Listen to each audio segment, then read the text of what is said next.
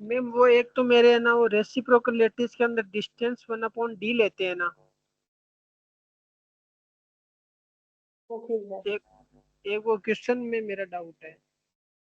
ठीक है, तो एक बात बताओ, रेसिप्रोकल इसका क्या मतलब होता है? इनवर्स हो गया रेसिप्रोकल का तो। हाँ, तो रेसिप्रोकल लैटिस मतलब क्या हो गया फिर? डायरेक्ट लैटिस का इनवर्स हो गया ये।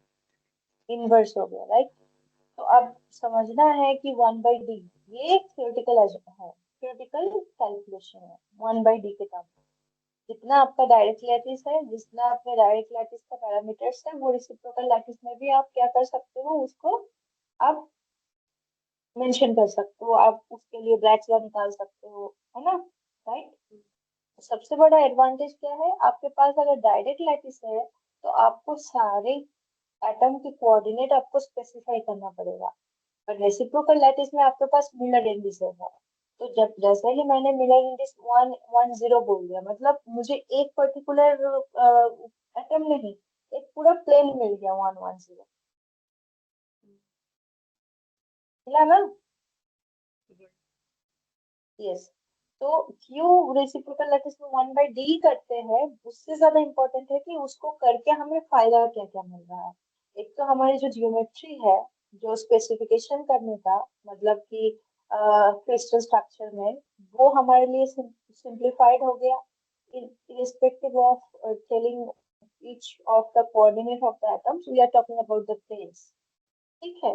और दूसरा सबसे इम्पोर्टेंट बात है, जैसे एटम के अंदर हम प्रॉपर्टीज चेक करते हैं, तो किसका प्रॉपर्टी चेक करते हैं, इलेक्ट्रॉन के या होल्स के या फोनॉन्स के, राइट। तो उसके लिए हम किस तरीके से बात करते हैं, के वेक्टर बोलते हैं।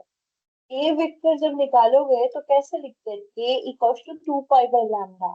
लैम्डा क्या है, डायमेंशन, मतलब लेंथ। तो क्रिस्टल का डायमेंशन 1/d है, और लैम्डा यहाँ पे के वेक्टर में क्या आ गया, आपका इक्विवेलेंट टू 1/d हो गया, क्योंकि दैट इज 1/लैम्डा। तो simply you can correlate the reciprocal lattice with the properties of the electrons or phonons or photons inside the crystal।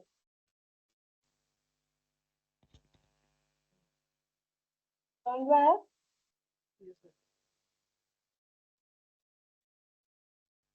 ये ये तो अपन जैसे फिजिकल प्रॉपर्टी बनी है ना, ओनली फॉर जैसे रिलेट करके मोमेंटम का। और कोई सेंस नहीं है ना वैसे लेटिस की डिस्टेंस के। वैसे देखें कि भाई वहाँ तो 1 एंगस्ट्रॉम डिस्टेंस रखते हैं डायरेक्ट के अंदर, तो यहाँ इन्वर्स हो गया तो डिस्टेंस और ज्यादा बढ़ गया ना। वैसे कोई क्वेश्चन वापस रिपीट थोड़ी कर सकता है ना। डिस्टेंस बढ़ गया घट गया, उस पर फोकस मत करो। ये फोकस करो कि जैसे हमारे पास एक लैटिस है, हमें लैटिस, खाली एक लैटिस के स्ट्रक्चर से मतलब नहीं है, उस लैटिस के जियोमेट्री से हमें मतलब है, उस लैटिस के कोऑर्डिनेट से हमें मतलब है, उस लैटिस के प्लेन से हमें मतलब है, उस लैटिस के ओरिएंटेशन से हमें मतलब है, उस लैटिस में जुड़ा हुआ जो इलेक्ट्रॉन है, फोनॉन है, सारे वाइब्रेशन से हमें मतलब है। राइट। खाली एक तुम्हारे पास क्रिस्टल है और ओरिएंटेशन हो गया, तुमने ऐसे देख लिया, तो उससे तुम्हें क्या इन्फॉर्मेशन मिलेगा? यहाँ से इंफॉर्मेशन निकालने के लिए तुम्हें एक ऐसा कोऑर्डिनेट चूज करना पड़ेगा जहाँ पे तुम्हारा कैलकुलेशन सिंप्लीफाइड हो जाए। और इस कैसे सिंप्लीफाइड हो गया, रेसिप्रोकल लैटिस के थ्रू, क्योंकि हमने वो मिलर इंडिसेस भी ले लिया, जहां से हमें एक पॉइंट ना लेके हम एक प्लेन को जस्टिफाई कर रहे हैं।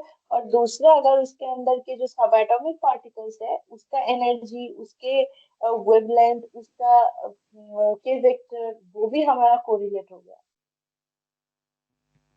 राइट।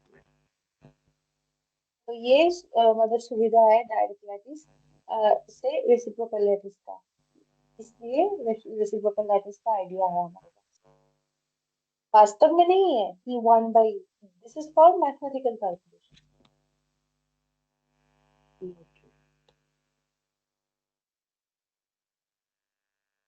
और कुछ डाउट है? कोई डाउट नहीं है, मैं तो 2 बार 3 बार